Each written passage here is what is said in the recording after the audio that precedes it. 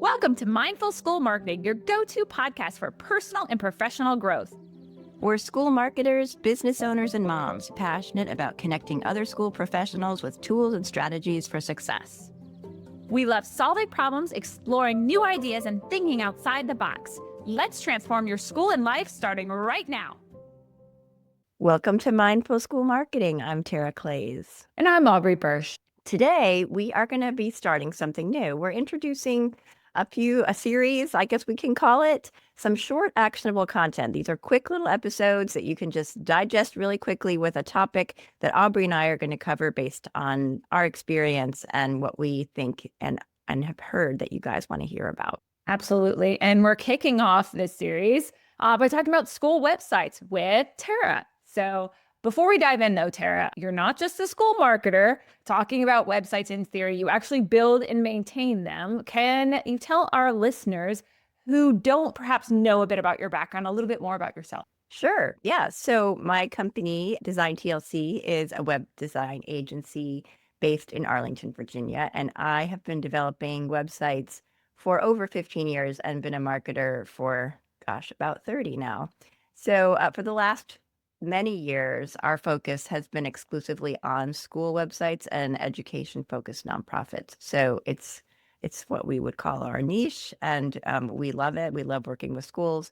We work with WordPress, but I consider myself to be a specialist with a lot of knowledge about overall website performance and accessibility, user experience, and best practices. If you know me, you know I love to talk about this kind of stuff, and all of this specifically for school websites and what school websites need. Absolutely. And I've learned so much from you along the way, Tara. So yay, excited for this chat today. So without further ado, let's kick it off with this question. How to know if your website is actually working the way it should, not just looking good on the surface?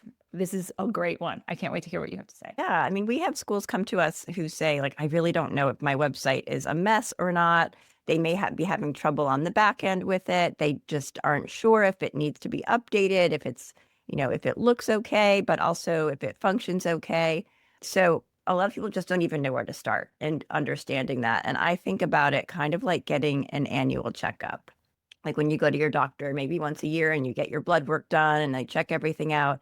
And you can look at, in your portal now, you can look at all those numbers and it'll show you maybe if something's high or low, but you don't really know, you don't really understand what those things are and if there's something to worry about or not worry about. So your doctor will translate it for you. So that's what I'm going to try to do today is talk about these different kinds of tests that you may get reports on. You may get things from Google Search Console, from Google about your website and not know if it's something to worry about. We get emails about that all the time. So kind of talking about what are the red alert things that you need to fix immediately and what are things that really aren't as important or you don't have to really stress out about. So today we're helping schools cut through all that noise, right? Because you're getting all bombarded with all this information and know what to actually pay attention to from a technical performance standpoint. So I'm super excited, Tara.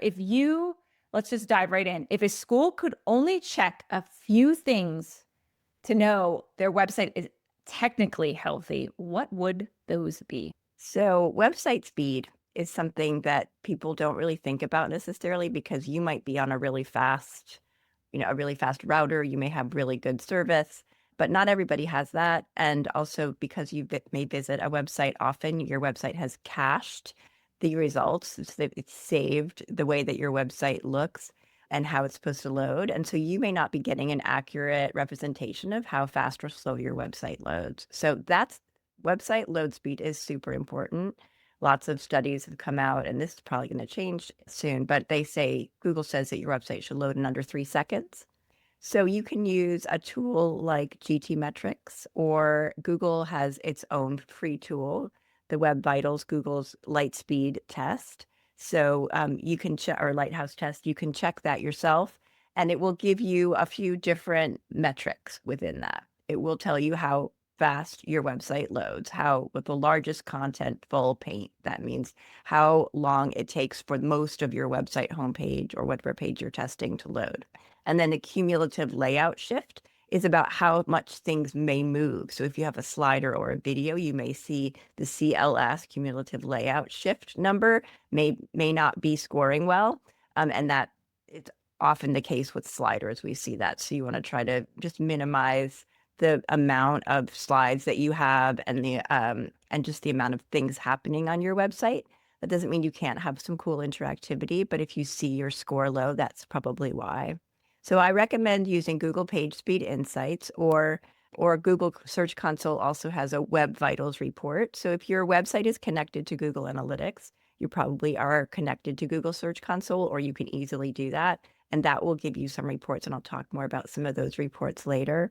But really, it's important that your website loads well, just from a user experience standpoint, but also you will get deprioritized in search rankings and visitors won't stay on your site. So you want to make sure that your website loads quickly. That's really important.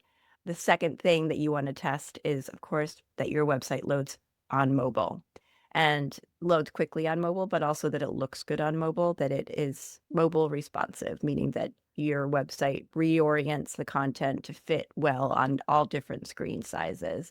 Google has a mobile friendly test, or you can just look on your own phone to see this as well. So you want to make sure that the navigation is usable on your website, that the colors are, it might change on your mobile version versus the color that your navigation is on your desktop. So you want to make sure that your everything's working on the phone as well. And then test the website speed, which the Google test will tell you if your website loads quickly on mobile. And I will tell you, it is a lot harder to get your website to load fast on mobile than it is to get it to load fast on desktop.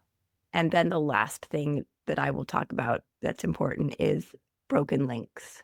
So we see this a lot, especially if your website's been around for a while and you have blog or news content where you've got links to news articles that may not be there anymore. But also if you've deleted pages on your site, you're going to find that you have broken links. And you probably have seen those 404 pages pop up when you've gone to other websites, and it can be frustrating, but also this is going to also impact your Google search results. And you can get a report from Google Search Console that will tell you if you have broken links. It will identify for you where they are. And so you want to look at that report if you get a report saying that you have broken links. But you can also test it yourself. There's a free broken link checker. If you just put into Google broken link checker, you can put your URL in there and it will tell you which pages are broken, where the source is, where it's found, where the broken links are found. So you want to try to fix those. And if you have hundreds of them, which we have seen websites that have that, you can download them. Some tools will let you, like a Screaming Frog is a tool that we use. It's a fun name. That crawls your site, and you can download the broken links there and put them into a spreadsheet and just kind of work on them over time. That is, first of all, I will have to say that these are things that I hear schools talk about all the time, Tara. So I'm so grateful that you're addressing those. Is there anything else that you can think of for this? I mean, we just talked about broken links. What Yeah. about what is there a final piece to that? Yeah. So an SSL is a secure socket layer. That is when you get an error saying that your site is insecure. So you've probably seen that on sites, and hopefully by now this has been a requirement for long enough. Most website providers, website hosts do provide this for you. But you may also see that if you have some things that are loaded that are not secure, your website may have this special certificate for, and this is security, I should say, not to keep your site from getting hacked, but it is providing a secure connection for people who are putting content into your website. So if you have a contact form, those types of things, you need to have this SSL to protect the content that's being transferred from a user to your website. And you may also have content on your site, like an image or something that's been loaded previously without a secure connection, and that will show up as mixed content errors on your site. So if you're seeing one page that has that little triangle warning sign, that means there's something on that page. It might not be that your whole site is missing their certificate, but there's something on that page that needs to be reloaded or needs to be updated with securely. Yeah, and I will say, as a visitor, I just tried to fill out flag football forms, and I ended up on a not secure. And I was like, I'm so hesitant Yeah, about. you're not going to do it. Yeah, Right. so if I mean, it's flag football. Like if I think about that of flag football, parents are probably thinking much more serious about that Yeah. with Yeah. school website. Thanks, Sarah. And I know for those of you who are probably maybe a little overwhelmed by all the things that Tara's got you. She's going to hook you up with all these links and stuff like that for all these wonderful tools Yes, they that will she's be in the used. show notes. Yeah, Yep. so she's got you on that. So let's move on to like some red flags. These schools can't really ignore, right? So, as we're talking about blood work, which I'm always interested in my blood work personally, because I'm always like, what is going on? What can I fix? And we're comparing that to school websites. What would be the website equivalent to an alarming blood work result, Tara? Well, of course, if your website is going down a lot, that would be a big problem. And websites go down. Servers need to be updated. Even, Amazon and Target, they have their seconds of downtime, I'm sure. So you may find that your website has a few downtime moments, but you want to make sure that they're quick, and hopefully your host has let you know that they're happening. But if there's something broken on your site, I know with WordPress websites this can happen, with any website it can happen, but you can use a monitoring tool. There's a free tool called Uptime Robot that will send you an alert when your website is down. And that is important to know just so you can kind of keep track of it. We monitor websites and we get reports when a website is down. And oftentimes it really is like a half a second or a second that a website will go down, not for any long period of time. If it does go down for a minute or more than a couple of minutes, then you want to see what's happening. And if it happens multiple times, then you really want to check and see if there's an issue with wherever your website is hosted. Another really critical issue, especially for schools, is forms that don't work. So I always recommend and this means not working for the user, but also not working in terms of letting you know that a form's been filled out. So you want to make sure that those emails are not going into your spam and that they're getting delivered to you. And there have been a lot of changes in the past couple of years with the way that email is sent and received. You may have had with MailChimp or other things that you might be using, you may have had to go in and edit records, or your IT people may have had to do that. There are things called DMARC and SPF records, which help ensure that that email deliverers know that your website is not your content that you're emailing is not spam.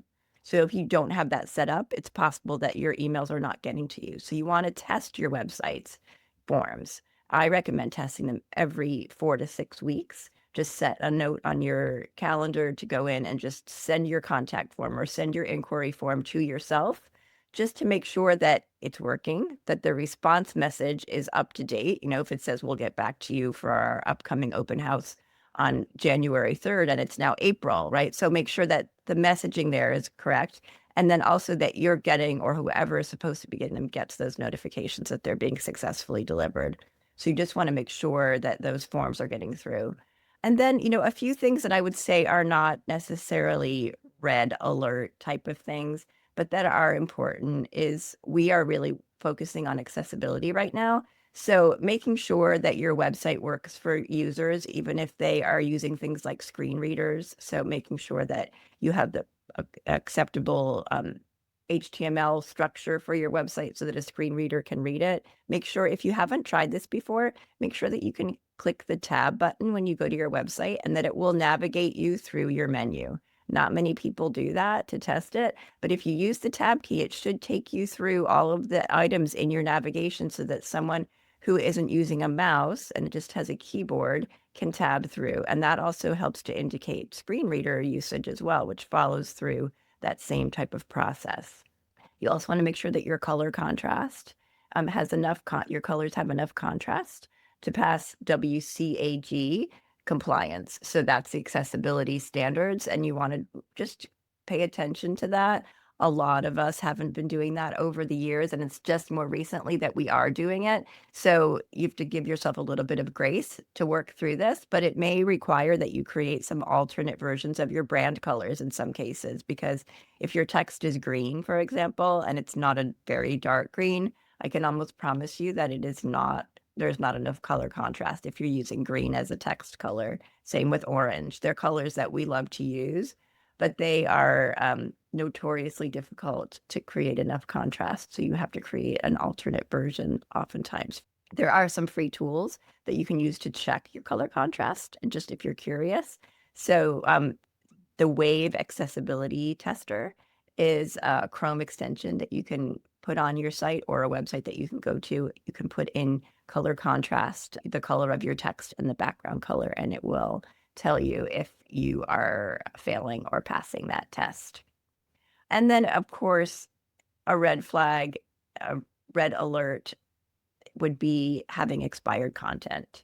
So if you have not gone in and taken off old events, if you don't have a process that automatically expires them, that is not a good user experience for people who come to your website and are looking for an open house and all they're seeing is dates that have passed, right? So you want to make sure that your calendar, that your events are up to date, and that your PDFs are downloading correctly and those types of things. So we always recommend doing some periodic checks of your site. And a broken link checker is a great thing to run every few months as well, because it may find a PDF that's no longer there or something like that. I love that you mentioned like almost calendaring these things. Like you were talking Yeah. about the fascinating things about the spam filters, by the way. Like checking your submission, every what did you say, 4 to 6 weeks? And then, these are the things I'm imagining people can put on their Google calendars, reoccurring events, just to remind them this is the time to do it. I also will say your accessibility pieces. I mean, that was eye-opening to me. I really appreciate your presentation on that because it's something that we don't think about, like different colors and having an alternate brand palette for that. Sounds just like a really smart thing to do. Yeah, one more thing on accessibility that a lot of people Yeah. don't know about when we do accessibility scans now is what's called ambiguous link text. So when you have things like learn more or read more, that does not pass accessibility standards because someone who's using a screen reader only hears learn more and they don't know what they're learning more about. So you can put in some code that will hide that from a user who's using their eyes to see the page, but the screen reader will read like learn more about our history or something like that. But you can also try to make a habit more of making your link text more descriptive so that it is more user friendly. That's something else you can do. That's really important. Thank you. Yeah. Now let's move on to I know our school leaders who have full plates will love this one. Things schools panic about that really aren't that urgent, right? Yeah. So what are things that schools tend to panic about, but really they don't need to be a priority right now? Yeah. Many of us are very focused on getting everything right, and we want everything to be perfect, and we want an A grade on everything. So when you run some of these tests, you might panic because you have a B or a C grade. And I always tell schools not to freak out about those things because it's very hard in many cases, especially if your website is built with a platform that doesn't really give you control over some of these elements. It's very hard to score 100% on some of these tests. The most important thing, again, is your website load speed. So you may use GTmetrix or the Google tester to test your speed, and you'll see other things that it's giving you scores on.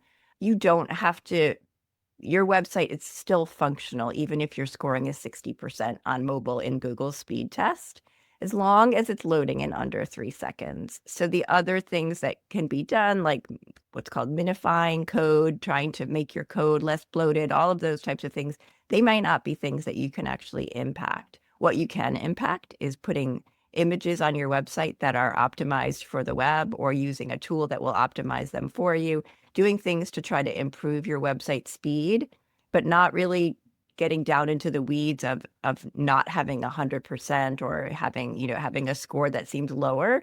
Of course, we want to make it as good as we can, but as in terms of urgency, as long as your website is loading quickly, that's really the most important thing, and all of the other things can follow after that, and you can work on them or have your website developer work on some of those things. There are lots of tools if your website is built with WordPress. There are lots of tools that can help improve the performance of your website. But if you have a big video on your website, you're never going to have a perfect score because that takes some bandwidth to load, right? So you might consider not having the video play on mobile, for example, if it's important to you that you have a better score. But you may decide that that's a trade-off. And so I think using some judgment here and not being so focused on just the grade, but also looking at what the results are and what's causing the score to not be perfect, it may not be something that you're willing to, to sacrifice, because it may oftentimes may result in changing something about your design or something about your website that you're really wedded to. That's a really important thing to consider. Is there anything else that you can think of under this category that people worry about, but it's not really a priority? I mean, I think that accessibility is something that is becoming more and more important. And so when sometimes schools will say, well, do we have to make our website accessible? And, the answer to that is, well, that's your choice. And at some point, it may not be a choice, but it also is a process. It is not a project. So some of these improvements are things that can be done over time and that you can just have a goal to keep improving. Also, websites are living things. So as you add content, as you add to your website and change things, your score is going to change. The other thing I didn't mention is that you can run these website speed tests 20 times a day and get 20 different results. So sometimes it really matters on what's happening on the hosting server at that time. If there's a lot of load from other things that are on that server, that may also impact your load speed. So a lot of the things that are happening behind the scenes with your website are not necessarily things that you control, but you want to be paying attention to it. That's the most important thing. And you want to note if your website's going down a lot or if it's loading really slowly, why that's happening, and figure out what you can do to improve that, because that is important. Thanks, Sarah. That's really important to hear, like Yeah. what is a priority and what's not, right? Yep. And I think a lot of people now are coming and they're saying we want our website to look, more modern, and we want things to be moving, and we want to see more interactivity. And that can be really nice. But you can have a really great website that doesn't have things flying in and floating in and moving.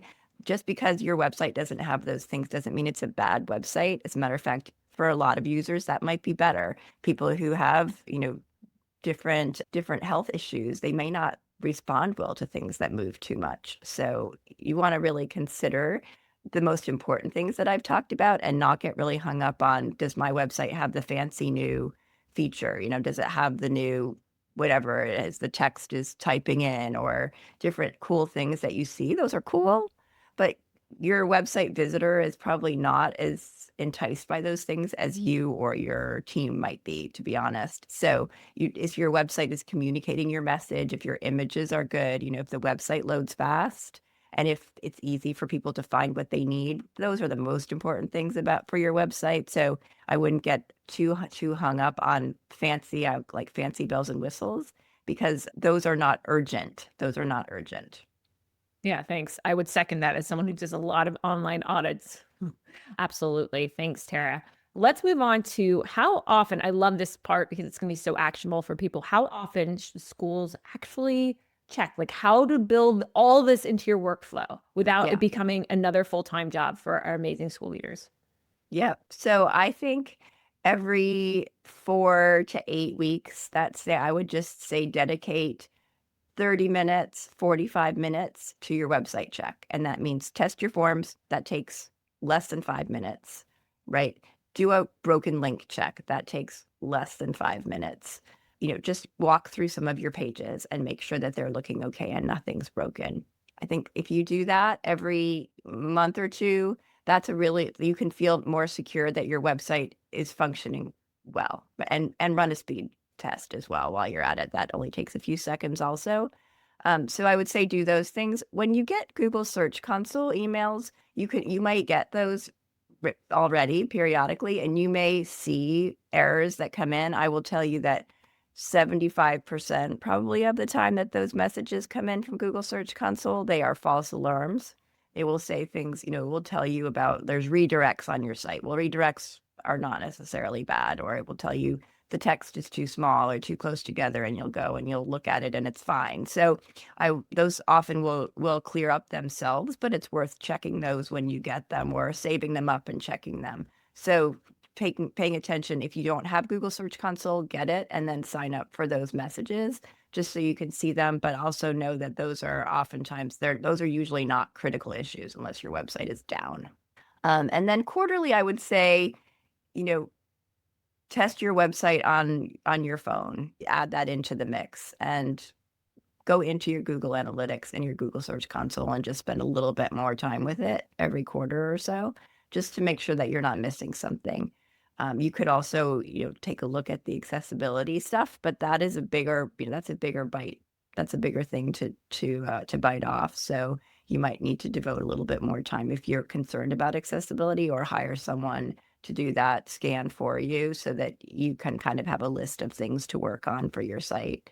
You could dive in deeper and do more, but I think if you just check your site, a lot of people don't even look at their own website. I know I'm guilty of that myself. Just I do also have a schedule on my calendar just to go in and kind of walk through the top pages of my site, make sure they're looking okay and there's nothing that I forgot to update. So every month or two, that's really just, I would say, just schedule that half an hour, 45-minute website checkup. In terms of updating your overall website, and the design and going through the whole entire refresh. As I mentioned, just because your website isn't doing fancy things, it doesn't mean that it's bad. But you do want to make sure that you're keeping your website relatively fresh. So every 3 to 5 years, it's a good idea to do a little bit of a facelift or a full facelift. You may be having a new strategic plan or something that would be impacting the messaging on your website as well. So doing that all as part of a bigger project, probably, every 5 years or so is probably what most schools do, I think. Yeah, that's one of the questions that gets asked all the time. And you I'm you glad. can update yeah, I was gonna Yeah. say, you can update photos on your website, and that can make it look, a lot different just by updating your photos. So you could do that every summer. A lot of schools will go in and just update their photos with photos from the year before, and that can do wonders to make you feel like, it's kind of like just changing your hairstyle or something. Love it. Well, we do like to be actionable on the Mindful School Marketing Podcast. What is Yes. one thing you recommend them doing if the listener has 20 minutes right now? What is the most valuable thing they can do? Yeah, run a speed test, run a broken link test, and if you're curious, use WCAG, look at the accessibility, put the extension on your Chrome and run that through. Tab through your website, click the tab key and see how your website's performing that way. And we haven't talked about AI, but I get a lot of schools asking me about, GAO, and this is going beyond the scope of this topic of this episode today. But I will say, if you're also on this, kind of taking this 20 minutes, just go into ChatGPT and put in, what can you tell me about independent schools in whatever my town, and see what it says about if it brings up your school, or what can you tell me about my school, and just see what it already knows, because that's a really fun exercise, and schools are always surprised at how much the AI already knows about them.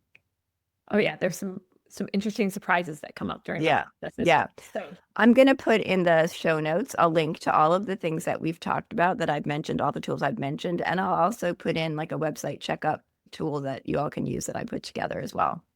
awesome. You're so generous, Tara. Thank you so much. Thanks for letting me pick your brain about websites today. This Thanks has for been letting me talk about it. fabulous. Where can people learn more about you and about websites and everything that you do? So my website is designtlc.com, and you can sign up for a free consult, or you can look through our pretty extensive blog. We have a lot of information that can answer a lot of questions for you. I also just put a chat bot on my own site, so go ahead and test that out and see how it works for you, if it answers your questions. Oh, I'd I'm be excited. curious to hear. I know I am. I'm going to go test out your chatbot too. This is fantastic. Tara, thank you so much. Thank Thanks for being you. the co-host, and thanks for this great episode. Thank you. I can't wait to turn the tables on you soon. Oh, it's going to be fun. Thanks for joining us on the Mindful School Marketing Podcast. We'd love it if you pop into iTunes and leave a review, 5-star preferred. Let us know how you like the show. It helps us improve what we're doing and helps others find us too.